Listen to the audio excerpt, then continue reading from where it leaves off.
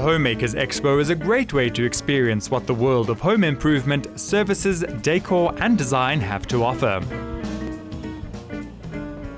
This year, a highlight of the show was the Designer Spaces Challenge. This feature allowed designers to showcase their work and creativity.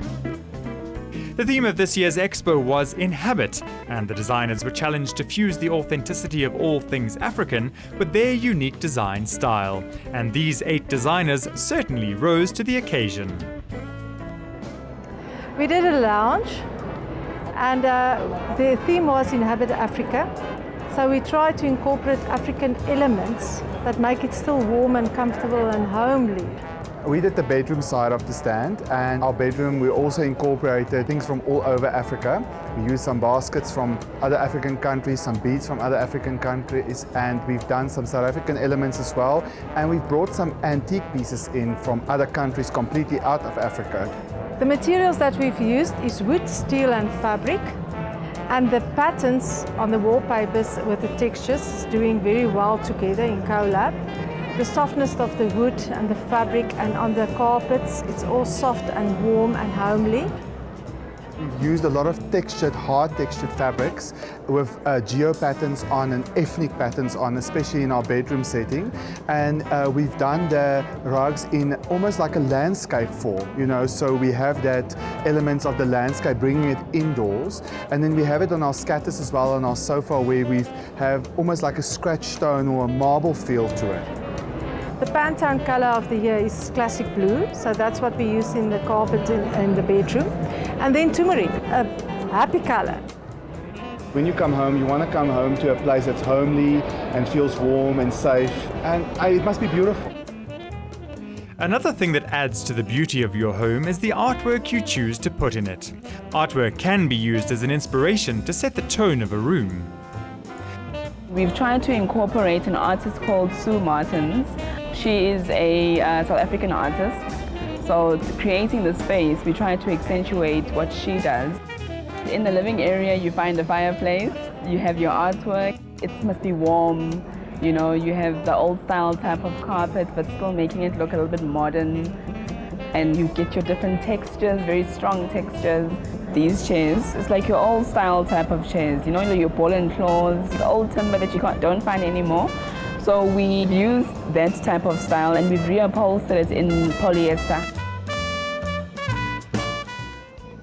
I've chosen a space in the home where you can just relax. So there's a comfortable armchair, and the colors I've chosen are very moody.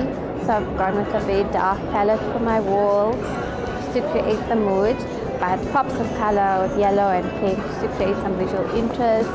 There's lots of different textures. So I haven't gone for a kitsch sort of African feel.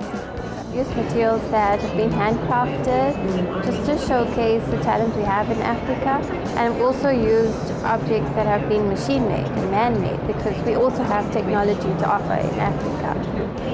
There is one special piece in my design that I'd like to talk to, and that's the floating shelves that I've designed myself. It's my interpretation of the brief. I've taken the patterns, the African traditional patterns and Ndebele patterns, and I've translated them into floating shelves. So they work as functional and aesthetic. Authentic African design often incorporates interesting patterns and eye-catching beadwork.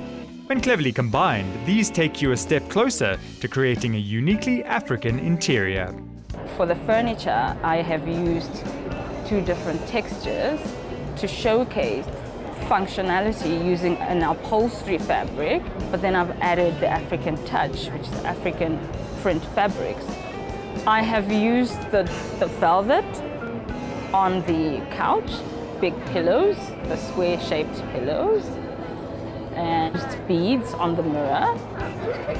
I have also used the wood on the side table and the console table, and for the focal point, I've just used fabric and chalk.